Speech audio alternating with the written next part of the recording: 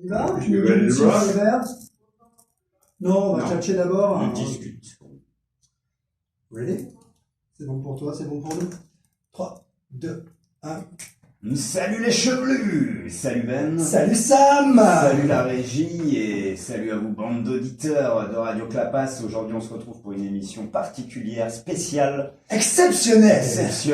effectivement. Ben, qu'est-ce que tu peux nous dire là-dessus? Eh bien, aujourd'hui on reçoit un invité, plusieurs invités, mais prestigieux pour nous, quelqu'un qui fait partie de l'histoire du rock, du métal, qui a apporté sa pierre à l'édifice d'un groupe qui unit un peu toute la grande famille du rock, du punk, du métal. Qui fédère. Et il n'y en a pas beaucoup. Il s'agit de Motorhead. Et nous avons la chance de recevoir le premier batteur de la formation initiale de Motorhead au milieu des années 70. Donc c'est vraiment un pan de l'histoire qui est avec nous ici sur Route 666. Il s'agit de Lucas Fox. Hey. Hello! Et oui, cofondateur donc du groupe. Ah oui, fondateur, absolument. On a posé la première pierre. Hein. Voilà. Nous sommes ravis de te recevoir dans les studios de Enchanté, Radio tout le Clapas. Et pourquoi tu es là? On va y venir, car il y a demain un événement incroyable à Aigues-Mortes, dans le Gard, organisé par Laurent Birlanga, qui est ici. Bonjour Laurent. Bonjour. Salut, Laurent. Bonjour à tous. Nous avons également Monsieur Thierry Pontet. Et je suis là aussi. Bonjour aussi. Et oui, monsieur Thierry Pontet, donc, qui participera à l'événement, on va en parler, et qui est, pour ceux qui le connaissent, évidemment, guitariste très connu dans la région. Et il a aussi une petite histoire avec Motorhead qu'il nous racontera, et il participera à l'événement de demain. Alors cet événement, quel est-il? Laurent, qu'est-ce que tu peux nous en dire? C'est un rassemblement de musiciens, c'est des concerts de demain au pub La Grolaine à Aigues-Mortes, avec divers groupes qui vont passer de midi jusqu'à 1h du matin, tous ensemble. On va jouer tous des classiques de Motorhead et des surprises toute la journée. Oui, c'est vraiment centré autour de Motorhead avec la présence de Lucas ici. Tout à fait. Qui sera là demain pour animer, pour jouer peut-être. Question-réponse, jouer un tout petit peu, ouais. Comment ça, un tout petit peu? Un tout petit peu. C'est super, c'est vrai que c'est un événement assez étonnant, et ça fait plaisir de voir ça.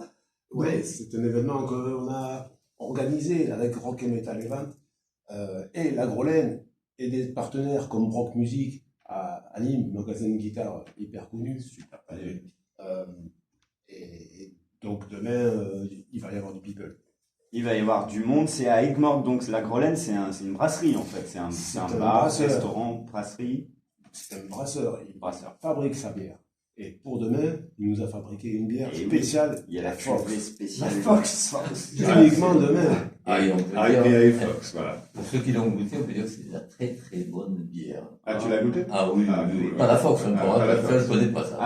La Grolaine. Pas encore, mais très très bonne bière. on va goûter ça demain. Oui. On peut dire déjà que l'entrée est libre pour le public. Entrée libre. Entrée libre.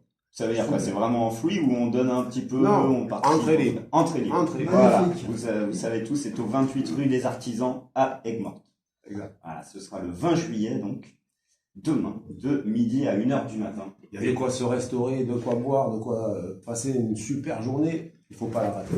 Voilà, sous le thème, sous l'égide et sur le thème de Motorhead, évidemment, en ligne de fond. C'est très beau. J'ai envie de dire, oh là là, Lucas, quelque chose à nous dire. Et le 20 juillet, c'est une date Et oui, légendaire. anniversaire, presque. L'anniversaire à 49 ans. Ouais. Premier concert de Motorhead. Magnifique. Le Roundhouse à Londres. À Londres. Eh Ok, ouais. oh là là. On va revenir un peu sur cette formation et la rencontre avec Lenny et puis ce premier album sur lequel tu figures, On Parole. On s'écoute tout de suite un petit morceau pour se mettre Bah en bas. oui, pour que les auditeurs sachent un peu de quoi on parle, si jamais ils n'ont jamais écouté Motorhead, par exemple. Ce qui ne devrait pas être le cas. Qui devrait être sanctionné d'ailleurs par une amende. Voilà. Mark One. Mark One, effectivement. Exactement. On écoute tout de suite un titre légendaire d'un groupe légendaire, Motorhead.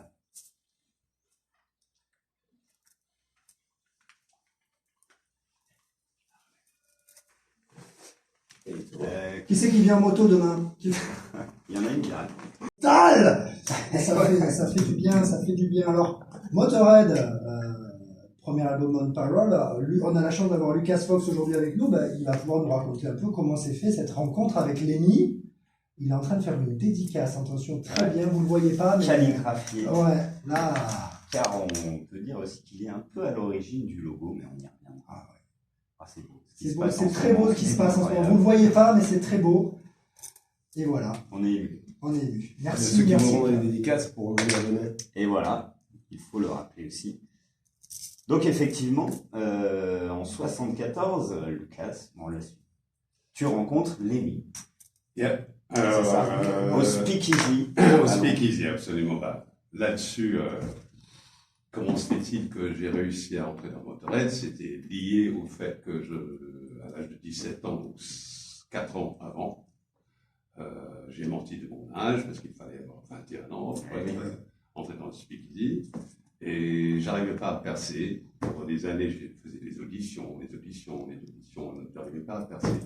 Et tout d'un coup, je me suis rendu compte que tout le monde avait un seul club à Londres, c'était Speakeasy. D'accord. Et donc, à Margaret Street, juste à côté de Piccadilly Circus, pour moi. Et donc, je n'avais pas de clé. Donc, je suis allé au flanc, comme on dit, avec des couilles en béton, voilà. Et je dit, j'ai 21 ans, d'accord. J'ai signé, je suis devenu membre. Donc, j'ai passé 2-3 nuits par semaine pendant des années, à juste surveiller un genre de demi, parce que je n'avais pas d'argent. Et regarder, et apprendre, et écouter. Écouter, parce que tout avait changé. Tout avait changé. Le langage avait changé dans les années 60. Oui. Les drogues ont changé. Ouais. La manière de traiter entre les uns et les autres, etc. C'était un code complètement inconnu pour la plupart des personnes qui n'ont pas connu l'époque. Ouais. Et depuis, ça a évolué sur autre chose. Mais à l'époque, c'était quand même vachement différent que les années 50 ou début des années 60. Mais fin des années 70, fin des années 60, c'est radicalement différent pour le reste. Ouais. Donc, on fait fast forward, comme on dit. Donc là, c'était à 17 ans, 18, 19, 20, 21. Et c'est en mois d'août, donc 74, où Motorcycle Irene, qui était une grande copine à moi, on a traîné ensemble pour 2 ans, sorti ensemble régulièrement pour tous les sens charnels et frères. Mais c'était plus, on était vraiment âme sœur. Ouais. Vraiment, comme j'ai été avec beaucoup de femmes, vraiment âme sœur, vraiment. J'ai jamais été un de ces gros machos, excuse-moi pour les gros machos, mais c'est un peu vieux jeu, quoi. Donc là-dessus, pour moi, 51% du monde, c'est des femmes, donc un peu de respect. Et c'était un point commun que tu avais avec Lenny aussi. Ah oui. Qui était aussi très respectueux. On avait dans une époque très machiste. C'est ça, et on avait beaucoup de points en commun, inclus la Seconde Guerre mondiale, inclus les chevaux, monter à cheval, tout ça, et monter les femmes, voilà. Donc, mais avec du respect. Non. Toujours. Donc tout ça, donc on se rencontre au Speakeasy, c'est Motorcycle Irene qui nous introduit, elle se barrait dans le foule, et je me suis retrouvé au bar à côté de l'ami, on a commencé à parler, on a raconté quelques blagues, et après ça, on s'est enchaîné sur la musique. Et une partie, ce que vous allez écouter demain soir, c'est pas seulement du Motorhead, c'est d'où sont les influences de Motorhead. Ça, c'est vachement intéressant. Parce que du coup, à cette époque-là, Lenny était encore dans Rockwind. Ouais, Quand tu l'as rencontré. Complètement. Parce qu'effectivement, on y vient là, mais Rockwind, lui, il a eu un certain succès à l'époque avec Rockwind. Ça tournait bien. Il a eu notamment du succès avec une chanson en particulier, auquel il est passé au poste de chanteur également, qui est Silver Machine. Exactement. Ce qui était un accident. Raconte-nous. C'est-à-dire, Rockwind prenait beaucoup d'acide, fumait dope toute la journée.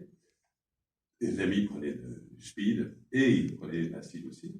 Et donc, ils étaient complètement défoncés cette soirée-là, encore une fois, au Roundhouse, le même endroit où on a fait le premier concert. Et donc, comme par hasard, ils ont choisi cette nuit-là d'enregistrer tous les groupes. Et donc, l'ami Rockwind, dans un état secondaire, sont allés à Morgan Studios, juste à côté de Roundhouse, à Chalk Farm, et pour écouter les bandes, ce qu'ils avaient enregistré. Et il y avait une chanson qui sonnait vachement bien, sauf la voix. Et c'est Robert Calvert qui a écrit les paroles de Silver Machine. Mais la voix ne marchait pas, tout le monde était tellement défoncé, c'est un miracle qu'il y avait quelque chose. donc, voilà, donc le manager Doug Smith, que tu as connu bien sûr, s'est mis à dire voilà, on va essayer qui peut chanter Slow Machine. Chacun essayait. Chaque fois, Doug disait ouais, bah, on va essayer Lemmy. Et tout le monde disait non, surtout pas lui, surtout pas lui. Et donc, finalement, ils n'en pouvaient plus et personne n'y arrivait. Et Doug a dit écoute, maintenant, il faut faire Lemmy. Bon, d'accord, bon, d'accord. Et finalement, Lemmy s'est mis dans le micro et il a fait un trait de Silver Machine qu'on connaît. Donc voilà. On écoute tout de suite Hawkwind, Silver Machine. Donc, le morceau, un des plus connus de Hawkwind en plus, Lemmy Bah, pose sa voix. le plus connu. Donc, jalousie, du côté des autres membres Ah du oui, groupe, quand même. grave. Mélange de jalousie aussi. Lemmy vivait sur une autre planète que Hawkwind. Ouais. Qui était déjà sur une autre planète aussi. Qui était déjà Il y a d'autres vraiment systèmes sur sur une la- autre planète, absolument. Ouais. Mais Lemmy faisait partie de cette planète-là grâce à, ou à cause de, Hendrix aussi. Donc, on va y arriver. Donc, première rencontre, nous sommes tous les deux au bar du Speakeasy, pour la première rencontre un an et demi ensemble. Et donc, on commence à chercher musique, quoi. Et à ma grande surprise, il ne parle pas de progressive rock, il ne parle pas de space rock, ni de Pink Fairies. On est tout de suite dans les Easy Beats, dans les Beatles, Star Club, dans les Stones, etc. Enfin, mais tout ce qui était à la roots des années 60. Mhm. Et donc, j'étais assez surpris parce que j'attendais quand même un mec du rock progressif, space rock, d'accord, mais quand même.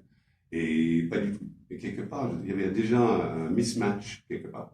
Et lui, il adorait être en Hawkwind parce que dès que Silver Machine est apparu en 71, en juillet, de mémoire, sur Top of the Pops, tout d'un coup, tout a changé dans le groupe. Avant, il faisait des festivals free un peu partout, etc., alternatifs avec Pink Fairies, souvent les deux groupes ensemble, Pink Wind, comme on dit, Pink Wind, qui était un bordel monstrueux. Et donc, on est ensemble, et donc, c'est assez étrange parce que tous mes goûts étaient là, et tout d'un coup, on est en train un bal de ping-pong qui passait entre nous, avec cette chanson-là, comme deux potes peuvent faire. Et c'est parti comme ça. Donc, on a parlé pendant, je sais pas, 3/4 d'heure, 1 heure peut-être, de musique, et après ça, on est enchaîné, Deuxième Guerre mondiale. Et moi, depuis l'âge de 12 ans, je suis fasciné par ça. Mes parents, toute ma famille était un peu dedans aussi.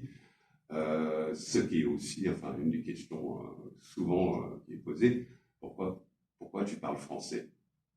T'es un roast Tu beef. parles très bien français. Je suis un roast beef. Tu as Sans fait le pur et dur, hein. Tu as fait le collège français, c'est ça? Un real Englishman. Pas seulement au collège, j'étais en maternelle. De 4 à 17 ans, j'ai jamais fait une journée d'école anglaise. Ok. Oui, donc tout s'explique. Tout s'explique. Sauf que la question, c'est pourquoi? C'était au lycée français, bon. Et donc voilà. Donc c'était par la guerre, ma mère était sur la base la plus secrète de qui a envoyé tous les résistants en France, comme par ailleurs. C'était la commandante de la base, côté femme, en 43. Tout le long de 43, qui est quand même, si on connaît un peu son histoire, 43, c'était un peu où les choses ont commencé à s'inverser. C'était loin d'être gagné, parce que c'était pas gagné jusqu'en 45. Et on oublie beaucoup ça. Donc voilà, donc il y avait ce lien avec les Français. Mon père, qui était obsédé, en fait, adorait la culture française, la peinture, les peintres, etc., et la bouffe. Voilà. Donc quelque part, mes parents voulaient avoir des enfants qui étaient européens plutôt qu'anglais. Donc indoctrination mélangée, ce qui est pour moi intéressant. Et c'était ça qui est intéressant avec Lemmy aussi, qui était, malgré qu'il était un roast beef pur et dur, etc., il avait quand même un regard sur l'histoire qui n'était pas juste l'indoctrination anglaise. C'est qu'il était très féru, très érudit, mais très féru d'histoire, effectivement, de guerre mondiale. Ce qu'on connaît, nous, de lui, c'est qu'il est quelqu'un de très ouvert, justement, et effectivement, les points communs que tu disais, très respectueux. C'est vrai qu'on a toujours l'image du rocker drogué, etc. Mais lui, il était au contraire très érudit, très respectueux, etc. Donc il y a ce décalage par rapport à l'image qu'on peut avoir du rocker. Puis en plus, lui, c'était le rocker extrême, quoi. Donc c'est intéressant, je trouve. déjà, c'était un homme plein de paradoxes, comme tout le monde, mais avec lui encore plus Encore extrême. plus, ouais. Et il lisait tout le temps. Il y avait toujours un bouquin sur lui, des journaux sur lui, enfin, comme moi, enfin, c'était un solitaire, hein, c'est un valère, mais un solitaire complet. On le voit un peu dans le film qu'ils ont sorti, Lemmy, on voit un peu sa vie solitaire. Ouais. Moi, ça m'a choqué quand j'ai vu le film. Je ne m'attendais pas à ce genre de vie. Ouais. C'est vrai. Toute sa vie, ça a été comme ça d'ailleurs Ouais. au final. Hein, Bah oui, après, quand il a déménagé aux États-Unis, donc nous on le voit dans cette partie-là dans le film, où il est dans son appartement, où il collectionne les trucs de la Seconde Guerre mondiale toujours, etc. Donc c'est effectivement, on ne s'attend pas forcément à ça de la rockstar qu'on imagine. Quoi. Bah, encore une fois, dès qu'on parle politique avec Lemmy, il disait ouais, tous les politiciens c'est des cons. Par contre, il était fatalement plus de gauche que de droite. Fatalement, bien sûr, parce qu'il vient du Nord. Donc, il est dans l'Angleterre, à côté de Liverpool, tout ça, un tiers de Liverpool rasé pendant la guerre, le Blitz, tout ça, enfin. Donc, pervétine, le speed amphétamine allemande, qui a fait le Blitzkrieg, qui a envahi la France, Belgique, Hollande, en quelques semaines, c'est aussi l'amphétamine. Et donc, quand Lemmy et moi, on parlait des Beatles, il m'a fait Beatles stock, like what do you think, Hamburg? Je dis oui, absolument. Et à fond, tous les deux, on connaissait les bootlegs. Les concerts allemands. Les concerts à Hamburg, au Star Club. Et on connaissait par cœur ces chansons-là, faites par les Beatles de l'époque. Et tout de suite, on a enchaîné, c'était qui dans le public? C'est un Hambourg, donc il y avait ex-sous-mariniers, des U-boats, des sous-marins allemands. Donc il y avait ça aussi, il y avait des nazis dans la salle. Et tout le monde était encore accro à la pervétine, qui était l'amphétamine. Donc les Beatles en prenaient aussi. Donc quelque part, on commence à voir le lien avec Lemmy. Et quelque part, tu mets les deux ensemble, Star Club, Beatles, l'histoire, etc. Mais un mec plein de paradoxes. Lemmy, c'est pas juste un dieu. Bien sûr, on le voit. De toute façon, nous, on a vu un peu effectivement le personnage. Il ne s'est jamais caché de rien. En plus, on voit les interviews. Et il a cette honnêteté de tout. Aussi, ça, c'est génial à écouter. Et justement, à la mi-mai 75, il se fait éjecter de Hawkwind, donc. Ah oui. Et c'est là que tu retrouves un Lemmy un peu cassé et que tu le motives à monter le groupe. Un peu cassé, c'est une grosse sous-estimation. Bah oui, il était dans Hawkwind pendant 4 ans quand même. Hein. Et pour lui, c'était le truc idéal parce que tout d'un coup, le spotlight, les phares de la rampe, etc., ont changé de camp quelque part. Et c'était plus Dave Brock et même Stacia. Tout d'un coup, Lemmy. Et tout le monde, dès qu'il montait sur scène au Hawkwind, et commençait par Silver Machine, Lemmy, tu vois, et tout de suite, bon, tout le groupe, jaloux, tu vas commencer, peuvent être les gars. Et donc la jalousie, etc., ça rongeait le groupe à l'intérieur. Lemmy ne se rendait pas compte parce qu'il avait de Bobo aucune responsabilité, beaucoup plus de nanas, et tous les journalistes voulaient parler à qui? Le mec qui est drôle. Qui chante Silver Machine. Qui chante Silver Machine, donc il est devenu quelque part le leader sans être le leader. Voilà. Et donc il adorait.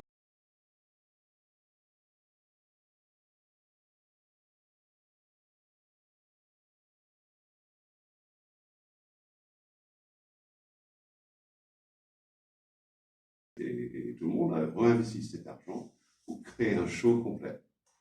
Et c'est un des premiers shows vraiment comme ça, qui est vraiment space rock, qu'on fait, avec un grand copain à moi, Jonathan Smeaton, Liquid Len, qui a créé les lumières de Hawkwind, et Barney Bubbles, qui a fait tout ce qui était psychédélique en ce qui concerne peinture, fluo, tout le bordel.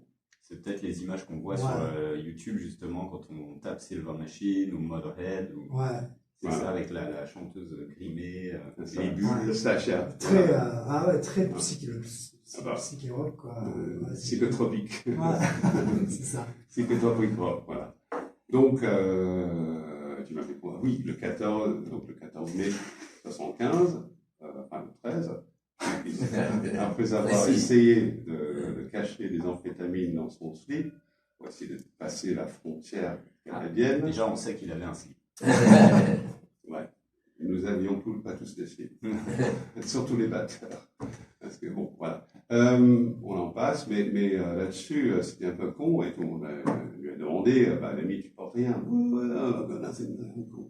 Bien entendu, et donc, quand on commence à mettre tout ça ensemble, donc je chope Lemmy à Heathrow Airport, donc l'aéroport de Londres, le 14, le lendemain, et il est là, il détruit, hein, mais on détruit parce qu'il n'attendait pas.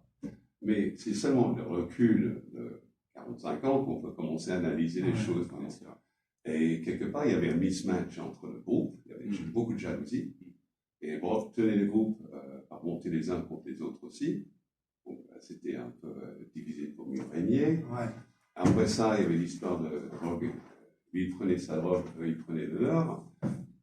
Ils vivaient sur deux planètes différentes, quelque part. Pas la même longueur d'onde. Pas la même longueur d'onde, quelque part, sauf sur scène où ça fonctionnait. Mais en dehors de scène, moi j'ai vécu ça, hein, Lemmy. Hein, parce que je suis devenu un peu le chauffeur de Lemmy. Juste après ça, enfin, depuis août avant. J'étais utile parce que ça coûtait moins cher qu'un taxi. Et en plus, n'étant pas le genre macho et tout ça, j'étais pas constamment dans cette histoire de compétition à la con que beaucoup d'hommes font automatiquement. C'est ouais, bah t'as vu, hein, t'es con, tout ce bordel-là. Je suis pas comme ça. Donc pour lui, solitaire, était très confortable avec ce môme que moi, à 21 ans, et lui à 27, 28 ans. Il était très confortable d'avoir ce môme qui était capable, on pourrait être en silence pendant 2-3 heures sans aucun problème. Et moi, j'étais dans mes pensées, lui, il lisait, ou moi, je lisais, enfin, c'était confortable, tu vois. Donc, on est devenus un peu un couple, et chaque fois qu'il n'était pas en tournée, on traînait ensemble, on rigolait ensemble, on avait le même sens d'humour aussi, tout ce qui est loufoque anglais, sens d'humour anglais, tout ce qui est Monty Python, bien sûr, Guncha aussi, Hancock Safar, Tommy Cooper, tous ces comiques complètement loufoques. C'est pas du Benny Hill. Hein. C'est 3e, 4e degré, voire 5e degré, ou Fawlty Towers, tu vois. Et c'est pas la même chose que Benny Hill ou Mr. Bean, qui est premier degré. Ça, c'est du slapstick pur, même Charlot Chaplin. Hein. C'est plus subtil que ça. C'est pas juste du slapstick. Non. Et c'est aussi, surtout pas cet humour de se moquer des autres quelque part. C'est inversé. On se moque de soi-même en roast beef. Donc ça c'est important. C'est important. Et comme les Belges d'ailleurs. Donc c'est ce que j'adore chez les Belges, qu'ils ne sont pas fragiles. Il faut faire. Autodérision. Autodérision. Ce qui fonctionne bien. Donc voilà, donc je cherche à l'aéroport, il est complètement détruit, c'est un voilier sans voile, enfin il est détruit. Et donc on passe, je l'emmène au Bercail, Irène, vous savez, fenêtre là-haut, mais attends, t'es en Amérique, qu'est-ce que tu fous là? Et donc il a commencé à raconter à moi, le premier, tout ce qui s'est passé, traverser les frontières, et attends, tout ça va être dans mon bouquin, qui devrait, avec peu de chance, sortir bientôt, on l'espère. Quand j'aurai fini. Intéressant, on en reparlera dans l'émission. On va continuer un petit peu pour parler de l'histoire, parce que nous on aime parler de l'histoire du rock. Juste un mot sur la création de Motorhead, tu en as parlé. Il y a quand même une trace discographique de ton passage dans Motorhead, donc, qui est le premier enregistrement officiel du groupe, On Parole, enregistré en 75, je crois. 75. Mais on a quand même fait 19 de tournées. Bien sûr, vous avez été un vrai groupe qui tournait, etc. Et pour les personnes qui connaissent donc, les bootlegs du Roundhouse et de Hammersmith Odeon, les bootlegs sont vraiment trash point de vue qualité, mais quand tu entends le groupe, ce groupe-là aurait été absolument parfait en 76. C'est-à-dire, Motorhead Mark I, c'était plus comme les Damned, ou Generation X, ou The Clash, ou Stranglers, c'était parfaitement dans cette optique-là de musique. C'était un peu avant, quoi. Même beaucoup, 6 mois, quasiment un an avant, et au premier concert du Roundhouse, ils étaient tous là, Billy Idol, Mickey Jones du Clash, Brian James des Damned, c'est un gros copain, Tony James de Generation X, enfin, ils étaient tous, les Stranglers, ils étaient tous là. Ça s'entend, de toute façon, c'est ce que il y avait le prémisse du flash après qui est arrivé. Cette envie d'aller à l'essentiel, en fait. Tu dis dans une interview aussi que par rapport au rock progressif qui commençait à devenir très stéréotypé, très long, trop long, vous vouliez revenir à l'essentiel, avoir une imagerie beaucoup plus agressive aussi. Et avec les ceintures à clous, les perfectos, les ceintures à douille. Les morceaux hyper rapides. Si tu t'assois comme ça, tu racontes. Ouais, Même avec les têtes. Hein. il faut être fakir. Et en parlant de cette imagerie, bon, j'avais quand même envie d'en parler parce que tout le monde la connaît, cette imagerie. Donc le Snaggletooth, le logo gothique, tu as un peu participé, si j'ai compris, à l'élaboration de ça. J'irai pas jusque-là, mais j'étais la première fois, la première personne qui a écrit Motörhead dans le gothique, oui. Ouais. Ça oui. Et là-dessus, ça a duré 3 jours, justement, dans cette période. Écoute, dans le détail, il y avait l'histoire que je cherchais à l'aéroport, après ça a été détruit, et ça a duré quelques jours, et après ça, finalement, il s'est ressaisi. Et moi, j'ai commencé à vraiment l'emmerder parce que je suis un garçon très positif, j'ai toujours été. Et j'en pouvais plus de toute cette négativité, tu vois. Et donc, voilà, finalement, Irène d'un côté, Doug Smith, le manager de l'autre, et moi, tous les trois, on a coincé Lemmy pour ton groupe, quoi. Ne rate pas la coche maintenant, parce que justement, tu as Steel Machine, tu as encore le vent en poupe, et tu dis, oui, mais je veux rejoindre Queen, c'est bon. Non, ça va pas se passer. Ouais. Mais qui va chanter Steel Machine? Bien sûr qu'ils vont me reprendre. Donc ça a duré quand même un certain temps. Et après ça, finalement, bon, je dis, attends, si Phil Lynott, ton copain, c'est une musique peut le faire, tu peux le faire. Ouais, mais tu vois, j'ai pas envie d'être chanteur. Hein. Oui, d'accord. Et ouais, j'ai pas envie de mon propre groupe, mais j'imagine bien. J'imagine manager un groupe comme Queen, c'était l'enfer. Ouais. Mais l'enfer. Les personnes qui n'arrivaient pas, les mecs qui s'endormaient, rater le bus pour le concert, etc. Enfin, tout ça, ça fait partie de pourquoi il a été viré aussi. Ouais. Et pas seulement il prenait des mauvais drogues. Ouais, bien sûr. C'est un peu simple. Ouais, bien sûr. Bien sûr. Okay. Et donc, l'idée de fonder le groupe germe, arrive. Il doit s'appeler Bastard au début, mais le management dit que pas une bonne idée. Ah bah oui, Bastard, ça vient de Motorcycle Line aussi, comme beaucoup de choses. D'accord, et donc l'idée parce que Lemmy, à son retour, il a un seul mot en bouche. Et c'est Irène qui a dit, mais attends, tout ce que j'entends depuis ton retour, c'est Bastard, c'est fucking Bastard, Blackhearted Bastard, c'est Bastard. Elle dit, là, fais ton propre groupe, appelle-le Bastard. L'idée était bonne, hein? Très bonne, sauf que ça n'aurait pas passé à la radio, ça n'aurait pas passé à la BBC, c'est impossible. À l'époque. Hein. Donc le nom Motörhead est retenu, car c'était une composition de Lemmy dans Hawkwind. Ouais, et la phase B, bizarrement, quand même bizarrement, dernière phase B sur lequel il a participé, et phase A s'appelle Kings of Speed. Ah bah oui, évidemment. Et Kings of Speed avec un groupe qui ne prend pas de l'amphétamine sauf lui. Ah ouais. Donc c'était tout est vraiment tout est lié. Alors en fait, il y a un truc, une puissance supérieure qui a dirigé tout ça, c'est sûr. Absolument pas.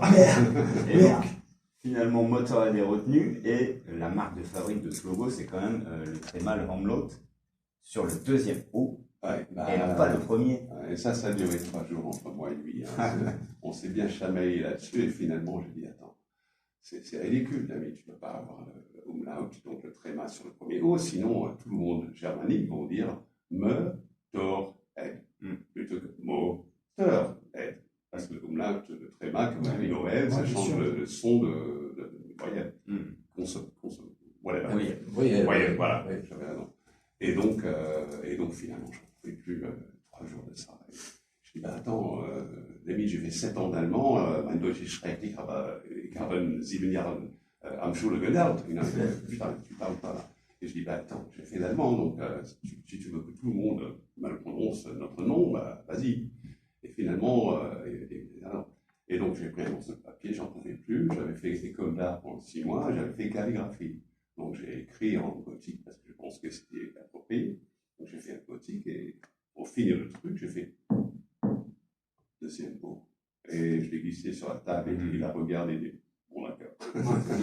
L'histoire te remercie. Parce que c'est devenu une vraie icône, hein, comme Lemmy, ce logo.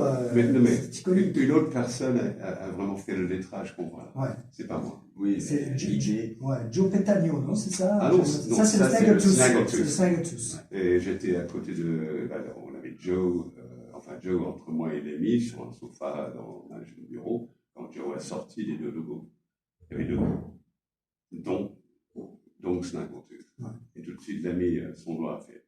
Ouais, c'est ça, ouais. Il a bien choisi. Il a Avec- bien choisi.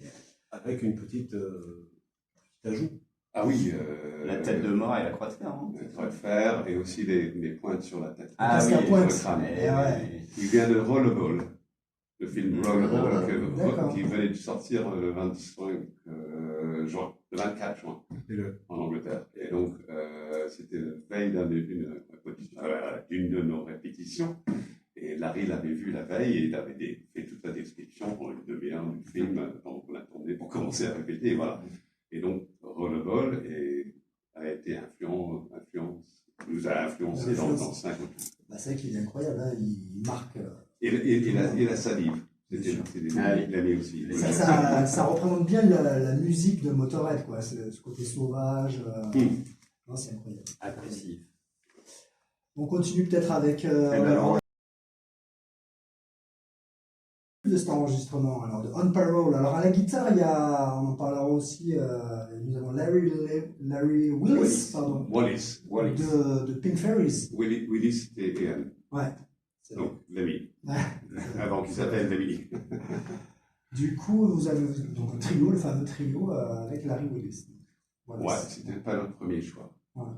Et ça, je choque beaucoup. Notre premier choix, c'est Wayne Kramer de MC5, qui aurait été notre choix aussi. Et finalement, donc Mickey Aaron, qui était un grand copain Lemmy, qui était un des journalistes à New Music Express, NME, et aussi à IT, Oz, qui était les plus indépendants à Londres. C'était farouchement anti-gouvernemental, tout ça. Il y a eu des gros procès, même la plus grande cour de justice d'Angleterre a attaqué ces journaux et tout ça, parce que c'était assez trash et très underground et anti-establishment, anti-gouvernemental, tout ça. Ouais. Et donc, Mickey a essayé d'appeler Wayne, mais il venait de se faire incarcérer pour 3 ans pour deal de cocaïne. Et donc, moi, j'ai eu Wayne en email avant sa mort récemment, et je lui ai dit, est-ce que tu te souviens qu'on t'a demandé pour venir dans le groupe? Il dit, non, bah, j'étais en tôle, quoi. Voilà, je dis, tout d'un coup, j'ai la réponse, mais j'aurais sauté dessus. Les 2 pieds dedans.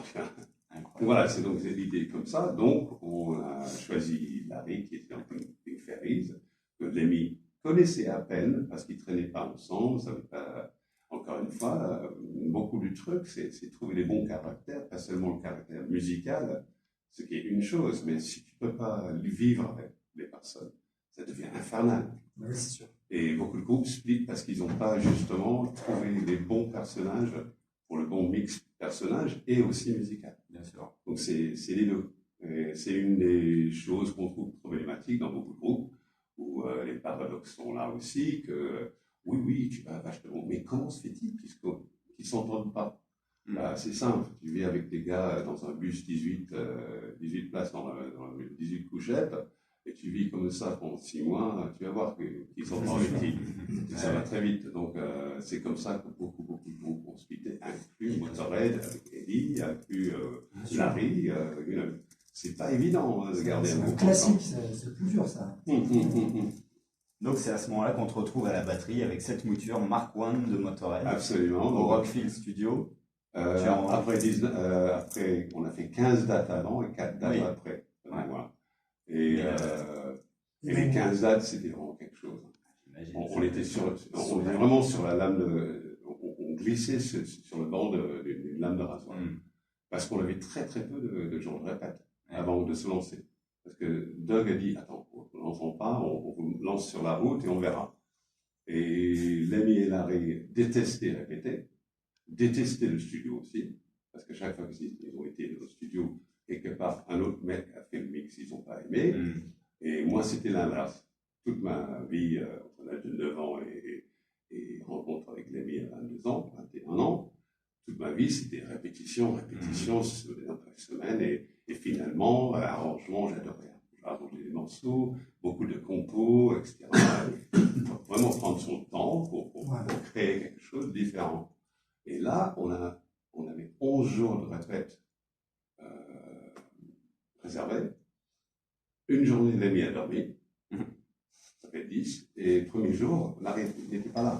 Donc, on a seulement eu 9 jours de retraite. Pour monter le répertoire et pour tout faire. Avant d'être lancé sur le Roundhouse, qui était comme une grande salle. Il y a donc des morceaux de Pink Fairies, De Hawkwind revisité. Et des Birds, Living Here, etc. Et des morceaux écrits par Mickey Farron aussi. Enfin, c'était vraiment. Donc, on s'est lancé comme ça sur la tournée, comme par hasard. C'était pas assez préparé, ça c'est certain. Et plus la drogue, plus tout ce qui bordel, plus. Il faut bien un début. Ouais. Il faut bien commencer quelque part. Comme Larry a dit, on a quand même créé le socle sur lequel tout le monde a pu monter. C'est ça, exactement. Et cet album, alors qui a été enregistré en 75, on va diffuser un morceau quand même, ça serait pas mal. Je pense qu'il nous reste encore un peu de temps, puis on en parle un petit peu après. Exact. On va écouter le titre Last Journey, Emperor. Plus tard, il ne sort pas en 75. Il sort plus tard suite au succès naissant de Motorhead. Et finalement, on retrouve très peu de traces de ton jeu de batterie sur l'album. En théorie. En théorie. Parce que la nouvelle version que je recommande, de remasteriser Expanded Version, ça sonne comme ça sonnait avec Dave Edmunds, le producteur, dans le studio. On a seulement eu 4 jours de studio, avec une amphétamine plus forte que j'ai jamais rencontrée en 18 mois avec l'ami. C'était vraiment destructeur, mais on a pu donc enregistrer. Et Dave Edmunds, pour ceux qui sont faits du studio, il y avait très peu de séparation entre les instruments, et il y avait 3 perches, avec des neumann en perche, 3 paires de perches tout le long du studio. Pour avoir le son plus grand, pour avoir le gros son. Donc c'était impossible d'effacer quoi que ce soit. Donc il a été Tout obligé est de existé. rejouer dessus. Donc il a rejoué dessus. Et sur la version remasterisée, on entend les 2 caisses claires. Parce que ma caisse claire avait un son particulier. C'était pas complètement dampé. Ça fait poum. Les 2 petites harmoniques. La petite harmonie, quoi. Et tu écoutes une bonne partie des morceaux remasterisés, et tout à coup, tu as les 2 caisses claires. Un qui est très sec, et l'autre qui fait poum. Allez, les auditeurs, à vos écoutes. Allez, on va voir. Des retours. Non, c'est passionnant comme histoire. C'est sûr, bon, on n'aurait plus de temps. On irait beaucoup plus loin parce qu'on a plein de choses à raconter. Mais malheureusement, le temps passe. Nous allons parler avec notre ami Thierry Pontet qui est ici. Je suis toujours là, oui. Il est là, il écoute attentivement. Et raconte-nous Thierry, tu as 2 choses à nous dire. Un, ton petit lien avec Motorhead, je spoil pas. Et puis le concert de demain. Oui. Bon, alors le lien avec Motorhead, je vais faire vite, hein, parce que sinon c'est tu as 1 minute. C'est une histoire vraiment incroyable. Enfin, demain, Laurent il m'a demandé de la raconter. Oui. Bon, je ne sais pas s'il y aura des gens qui sont intéressés. En fait, voilà. En fait, à l'époque, encore notre lien, j'habitais en Allemagne à l'époque, en 83, 84, 2, 3, 4. Bon, et donc j'entends à la radio, dans la voiture, j'entends que Motorhead vient de perdre son guitariste qui était Brian Robertson à l'époque. Et donc, moi j'entends ça, et puis finalement ils disent, et bien sûr ils vont auditionner des guitaristes, et là, si vous voulez envoyer une démo, voilà l'adresse. Alors je me suis garé, j'ai noté l'adresse, et puis j'avais des potes qui avaient un studio là-bas à Munich, un studio qui était vraiment pas mal, et donc je leur ai fait part de la chose, mais tiens qu'à venir, et on se débrouillera, et j'ai fait des petites démos. Je crois qu'il y a 3-4 morceaux. Dessus, il y a juste batterie. À ce temps-là, c'était le début des boîtes à rythme, donc il y avait des sons de batterie énormes, les lignes et tout ça. 808. Ouais, aussi, ouais. Donc, j'ai pris 3 rythmes comme ça. J'ai mis 2 guitares dessus, c'est tout. Et je l'ai envoyé. Et c'était autour du jour de l'an. C'était le jour de l'an 83. Je revenais à Montpellier pour tous les jours de l'an voir mes parents. À l'époque, je suis très jeune. Bref. Et donc, je viens ici. Bon, je n'ai pas de nouvelles de la démo, j'oublie pour laisser la chose. Et je viens à la première salle de victoire où Motorhead avait joué d'ailleurs, la première salle de victoire qui était au Polygone. Et donc là, il y avait des copains, je leur dis, écoutez, j'ai envoyé une démo à Motorhead, parce qu'ils cherchent un guitariste. Et là, il y a un pote qui me dit, mais c'est rigolo, parce que ce soir, justement, il y a la nana de Phil Anémol, Taylor, qui est là. Mais ça, c'est pas mal. Bon, il me dit, mais je vais te présenter. Donc, je vais voir cette fille avec mon pote Pierre, et donc il me dit, voilà, c'est... Comment elle s'appelait, la nana ? Je me rappelle. C'est pas Irène. Je sais pas. Irène a sorti avec Fulci après moi. Ah, d'accord. Et c'est Irène qui m'a introduit à l'ami. Et si c'est Irène qui a incroyable, ça aurait été trop drôle. Elle est là, elle arrive. Excuse-moi, vas-y. Voilà, bon, enfin, une brune, avec des cheveux longs, comme tu disais. Grec. Hein ? Grec. Peut-être. Peut-être. C'est flou, ouais, c'est vieux. Corps comme Sophia Loren. Un peu, bon, oui, une belle nana. Hein. Très belle nana. It's Irene, I think it's Irene. Bon. Parce qu'ils sortaient ensemble à l'époque. Donc, je lui fais part de mon histoire, elle me dit, mais écoute, t'as qu'à venir à la maison et on l'appellera. Et donc après la soirée se passe, je vais avec elle, comme je disais, un tout bien tout honneur, je vais avec elle chez elle, et puis elle, dans un anglais impeccable, elle téléphone à Phil Animal, et puis elle lui dit, ben voilà, j'ai rencontré Thierry Ponté, qui habite à Munich, mais qui est de français, il voulait savoir ce qui s'était passé pour sa démo. Et donc, elle parle, puis elle, voilà. Il se peut. Bon, elle raccroche, et puis elle me dit, ben ta démo, elle était retenue. J'ai dit, ça c'est pas mal, je ne m'attendais pas du tout à ça. Et puis, je vais rester très longtemps chez elle, elle m'a dit, moi je te conseille qu'une chose, c'est d'y aller.